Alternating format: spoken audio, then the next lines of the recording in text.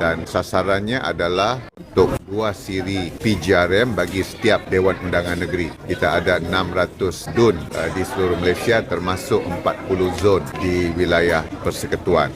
Selain daripada program Jualan Rahmah Madani yang biasa kita adakan, kita ada program-program PGRM khas. Antaranya adalah PGRM Back to School. Dan untuk kali ini kita akan melaksanakan PGRM Back to School sepanjang sesi persekolahan ini, iaitu bermula pada 20 Disember hinggalah 11 Januari. Dan dalam tempoh PGRM Back to School untuk kali ini akan melibatkan 174 premis, kedai pakaian, pusat beli belah, pasaraya dan akan melibatkan sebanyak 269 siri.